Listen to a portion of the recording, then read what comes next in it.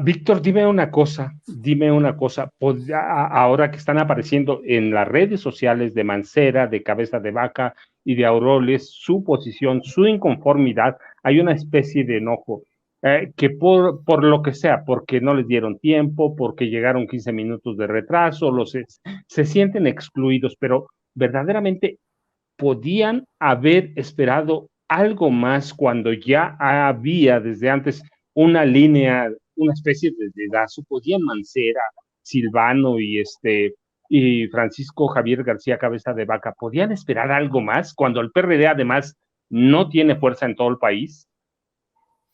Pues es que tú mismo lo has dicho, Francisco. O sea, supongamos que no hubiera habido el dedazo de Claudia X González a favor de Claudia Xochitl González, ¿no?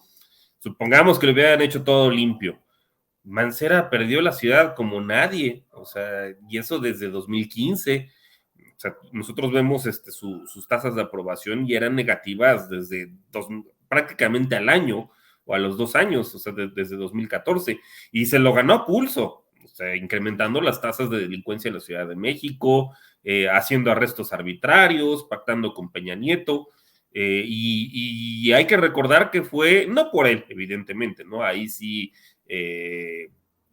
fue fruto del buen manejo que hizo Marcelo Ebrard, ¿no? De la Ciudad de México, digo, eso hay que reconocérselo, como jefe de gobierno, que pues la ciudad era un oasis en medio pues de todo el país que es sumido en la barbarie por culpa de Felipe Calderón.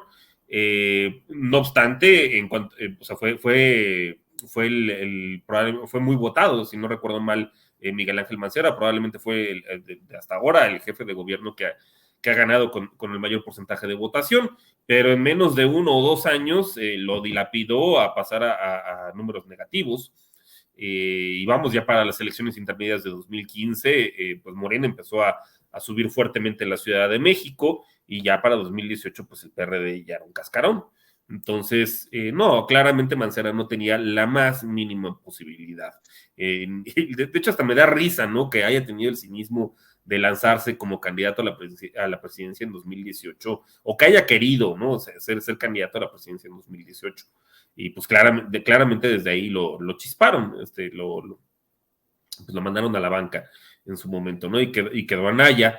Silvano Aureoles es lo mismo, otro tipo que también hay que recordar el ridículo que hizo en el pacto contra México, aliándose y plegándose totalmente a Peña Nieto desde 2012, un pésimo gobernador, cleptócrata, que en mi opinión, al igual que Mancera, pues tiene mucho que rendir ante la justicia. Entonces, pues no, evidentemente, o sea, aún suponiendo que no hubiera habido dedazo y que las cosas hubieran sido limpias, no, tienen mucha cola que les pisen y como gobernantes de Michoacán y de la Ciudad de México, pues dejan mucho que desear y de Cabeza de Vaca, pues es lo mismo. También la forma en la cual perdió Tamaulipas y cómo sus nexos con el crimen organizado que hacen que esté ahorita prófugo en Estados Unidos, pues claramente no tenía ninguna posibilidad, ¿no? Es el único calderonista que quedaba por ahí, porque digo, claro que hay que reconocerle a Santiago Krill, es que al menos no era calderonista, ¿no? Al menos no es un tipo calderonista. Y pues en el caso de Beatriz Paredes, pues les digo, es el típico comodín que siempre queda ahí en el PRI. No nos extrañe que en una de esas la vuelvan a lanzar para la Ciudad de México, ¿no? Siempre es el comodín que sacan.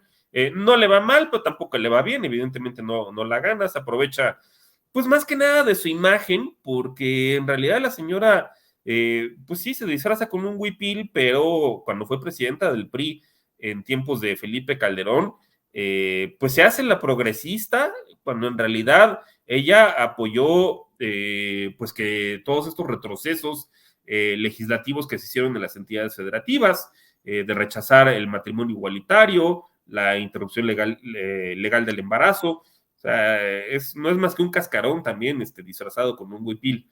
Entonces, y bueno, Enrique de la Madrid, pues da risa, ¿no? De entrada siendo hijo de quien es, y luego las propuestas, ¿no? Supuestamente estudió en Harvard, bueno, sí estudió en Harvard, hizo la maestría, pero pues cada que abre la boca dice puras estupideces y nos queda claro que vive literalmente en otra dimensión. Entonces, pues está más que cargado ahí los dados, pues del lado del supuesto Frente Amplio, ¿no? Que en realidad es el PRIAN, que como mencionaba anteriormente, pues nos ha gobernado cada vez peor desde tiempos de Miguel de la Madrid, ¿no? Desde 1982, y ya era hora de quitárnoslos de encima en 2018 y ojalá nunca regresen.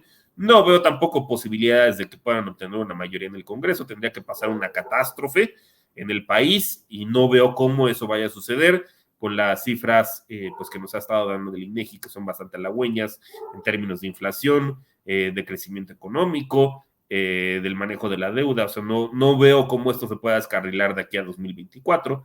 Entonces, lo que sí, y sí, porque urge limpiar al Poder Judicial, ahí es donde va a estar realmente el reto, pues es que Morena logre, junto con sus aliados, pues lograr la mayoría calificada para poder limpiar el Poder Judicial, que es de los últimos reductos que quedan de poder para el conservadurismo. Ya se limpió relativamente el INE,